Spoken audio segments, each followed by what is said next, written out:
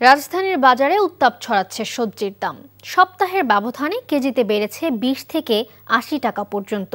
সপ্তাহের ব্যবধানে এক গোল বেগুনের দামই ৮০ টাকা বেড়ে কেজি প্রতি বিক্রি হচ্ছে ২০০ টাকায়। কমেনি ডিমের দামও প্রতি ডজন বিক্রি হচ্ছে ১৪০ টাকার আশেপাশে। কিছুটা কমেছে সোনালী মুরগির দাম। মিনিকেট চালের দামও কেজিতে ২ টাকা কমেছে।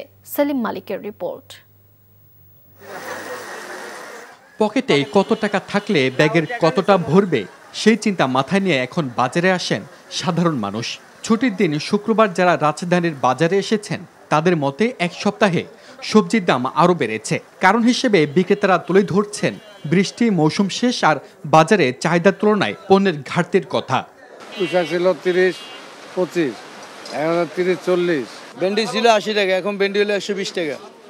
তাল বেগুন ছিল ১২০ টাকা, এখন বেশি ২০০ টাকা। ১০০ টাকার নিচে কোনো সবজি নাই। তো এটা আসলে আমাদের জন্য অনেক বেশি কষ্টকর। এই সপ্তাহে টমেটো সবজির দাম অনেক বেশি, কিনে খাওয়ার মতো অবস্থা নাই। প্রতি সপ্তাহে বেশ ওঠানামা করছে মুরগির দামও। এবার গত সপ্তাহের তুলনায় সোনালী মুরগির দাম কেজিতে কমেছে ২০ টাকা, তবে ব্রয়লারে বেড়েছে ১০ টাকা। গত সপ্তাহে ৩২০ টাকা ছিল, এই সপ্তাহে ৩০০ সোনালী। এই সপ্তাহে হলো আপনার ব্রয়লার মুরগি ১০ টাকা পাচ্ছে, ১৮০ টাকা হয়েছে, ৭০ টাকা ছিল ৮০ টাকা হয়েছে। ২ সপ্তাহে টাকা মিলায় এক সপ্তাহে আমাদের বাজার করতে হচ্ছে। প্রায় এক মাস ধরেই বাড়ন্ত ডিমের দাম।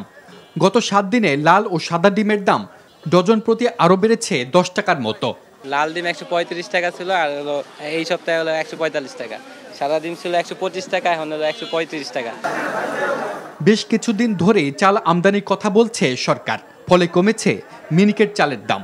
মিনিকেট ৮০ বিক্রি করছে, এখন ৭৮। নাজির চাল দাম বেশি, এখন নাজির চাল মনে করেন আগের প্রতিদিন ১-২ টাকা বাড়তো, এখন এই এক সপ্তাহ বাড়ে না।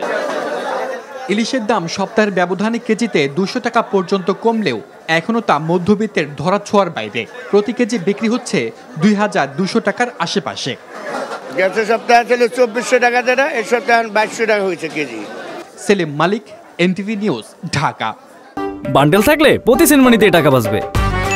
বিকাশ সেনমানি বান্ডেল কিনে জিতুন প্রতি লেনদেনে।